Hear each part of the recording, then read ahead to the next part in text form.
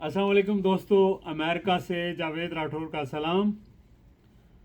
आज मैं इस वीलॉग में पीपल्स पार्टी और नून लीग के इत्तेहाद और न्यूयॉर्क में बिलावल भुट्टो की तकरीर के हवाले से गुफ्तगू करूँगा। मैं एक आम कश्मीरी की हैसियत से और कश्मीर सॉलिडारिटी काउंसिल के चेयरमैन की हैसियत से बिलावल भुट्टो साहब का मशकूर हूँ और उन्हें खराज तहसीन पेश करता हूँ कि उन्होंने खुलकर कश्मीर के बारे में बात की, बड़ी गरजदार आवाज़ में बात की और मोदी के कैरेक्टर को ललकारा, चैलेंज किया। वो वाकई ना सिर्फ गुजरात का कसाई है बल्कि पूरे हिंदुस्तान के अंदर मुसलमानों का मर्डर करने में और कश्मीर के अंदर जुल्म ढाने में भी उसका हाथ है। तो बड़ी उनकी वाज़ेह स्टेटमेंट थी और बड़ी बेबाक स्टेटमेंट थी। इसकी बहुत ज़रूरत थी और ये बड़े अरसे बाद किसी पाकिस्तानी वज़ीर ख़ारजा ने इस तरह की बात की।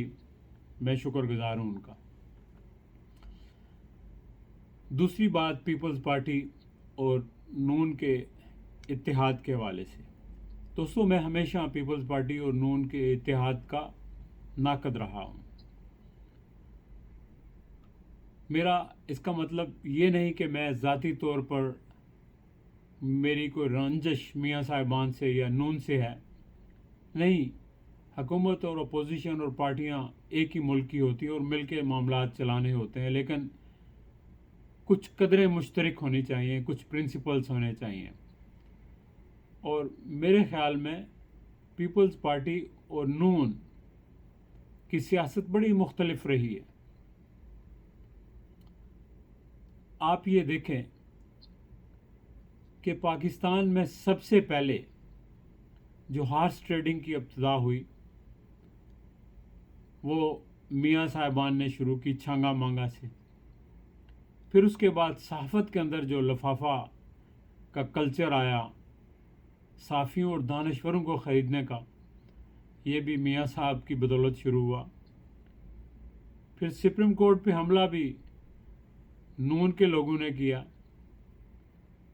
फिर हत्ता के ब्रीफ केसेस में पैसे भरकर जजेस को दिए गए और जजेस को ख़रीदने का अमल भी पाकिस्तान में पहली बार मियाँ साहिबान ने शुरू किया। बाकी तो छोड़ें, जो भर्तियाँ और दूसरी चीज़ें वो अलग बात है। लेकिन इसके बावजूद जमहूरियत की खातर मोहतरमा बेनज़ीर भुट्टो ने उनसे चार्टर ऑफ डेमोक्रेसी साइन किया कि भाई हमें अपने दरमियान कोड ऑफ एथिक्स तय करना चाहिए और आगे नहीं जाना चाहिए। 99 में मोहतरमा यहाँ तशरीफ़ लाई शिकागो में। मुशर्रफ का मार्शल लॉ आ गया तो कहने लगी कि अब मुशर्रफ आ गया, 10 साल ये गुजारेगा तो इससे कैसे जान छुड़ाएं।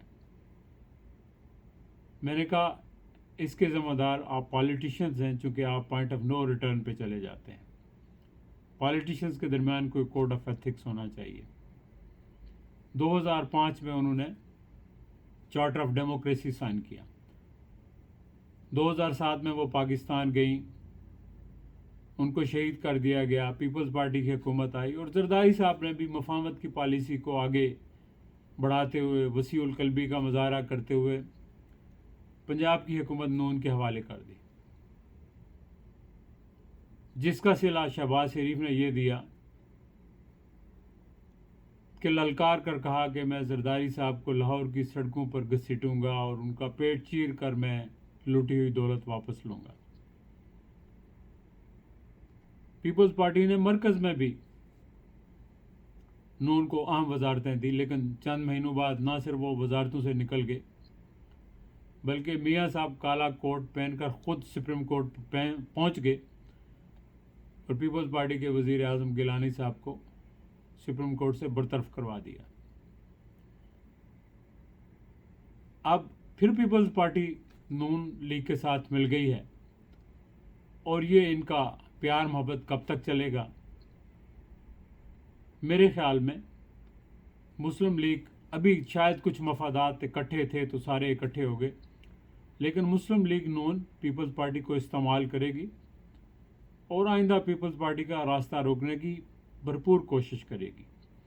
ابھی آپ دیکھیں کہ جس طرح بلاول بھٹو کے ایک بیان کے بعد کس طرح مسلم لیگ کے وزراء سامنے آ گئے اور ان کے بیان کی تردید کر دی رشین تیل کے حوالے سے، اور میڈیا پہ جس طرح ان کی بہت ساری چیزوں کو سینسر کیا جاتا ہے، تو اس سے مسلم لیگ نون کے ارادے صاف ظاہر ہیں، اور ظاہر ہے کہ مریم کسی بھی صورت میں اور حمزہ بلاول بھٹو کو سپیس دینے کے لیے تیار نہیں ہے۔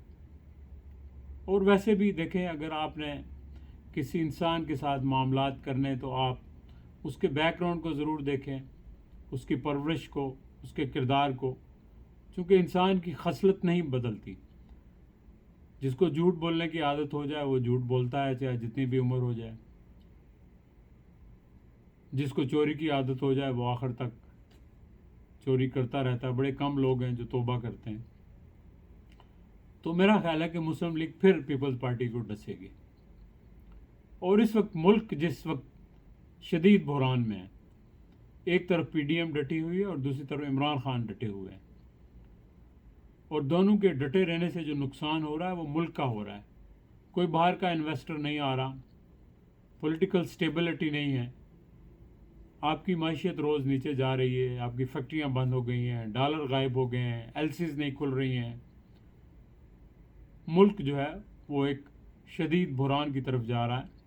بلکہ آپ کے پاس تو زر مبادلہ نہیں رہے، اپنا کچھ بھی نہیں ہے۔ جو 7 ارب بتا رہے ہیں، 3 ارب شاید سعودی عرب کے ہیں، 2 ارب چائنا کے ہیں، 2 ارب یو اے ای کے ہیں، آپ کے پاس اپنا تو کچھ بھی نہیں ہے۔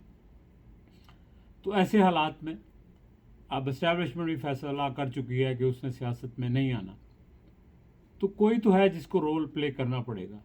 تو میں سمجھتا ہوں اور میری تجویز ہے کہ بلاول صاحب اس وقت ایک اسٹیٹس مین کا رول ادا کریں، اور اسٹیٹس مین کا رول یہ ہے کہ ملک کو اس بحران سے نکالنے کے لیے پی ڈی ایم کی حکومت کو کہیں کہ آپ وہ اسمبلیاں توڑ رہے ہیں، آپ الیکشنز کروائیں۔ اگر وہ الیکشن نہیں کرتے تو یہ خود حکومت چھوڑ دیں۔ بلا شبہ آئندہ آنے والے الیکشنز میں ویسے ہی پیپلز پارٹی اور نون لیگ دونوں کے جیتنے کے امکانات کم ہیں، بلکہ بہت محدود ہیں۔ لیکن بلاول صاحب کے اس ایکشنز کی وجہ سے وہ ایک اسٹیٹس مین لیڈر کے طور پر امرج ہوں گے، سامنے آئیں گے، تو اگلے الیکشن میں ڈیفینیٹلی ان کو موقع ملے گا، قوم ان کو لیڈر بنائے گی، چونکہ قوم کو اس وقت ایک لیڈر کی ضرورت ہے جو آؤٹ آف باکس سوچے، آؤٹ آف باکس ڈیسیژن کرے، اور اپنے جو سیاسی مفادات ہیں اور دوسرے مفادات ہیں ان کو بالا طاق رکھ کر ملک کے لیے قربانی دے۔ تو میں سمجھتا ہوں کہ جس طرح کے بلاول بھٹو نے نیو یارک میں بڑی دلیرانہ جرأت مندانہ انداز میں مودی کو کرٹیسائز کیا، اسی طرح وہ جرأت مندانہ فیصلہ کرتے ہوئے پی ڈی ایم کی حکومت کو چھوڑیں یا حکومت پہ دباؤ ڈالیں کہ الیکشنز کروائیں، تاکہ ملک اس بحران سے نکلے۔ ہر آدمی رو رہا ہے، لوگ اپنے بچوں کا گلا کاٹ رہے ہیں، فیکٹریاں بند ہو رہی ہیں، لوگ بے روزگار ہو رہے ہیں۔ تو اس کے لیے کسی نہ کسی کو رول پلے کرنا پڑے گا، اور بلاول صاحب آپ کے پاس اپرچونٹی ہے، آپ ایک رول پلے کر سکتے ہیں۔ چلیں دوستو، اپنا خیال رکھیے گا، پھر انشاءاللہ آپ سے کسی اور وقت کسی اور موضوع کے حوالے سے بات ہوگی۔ خدا حافظ۔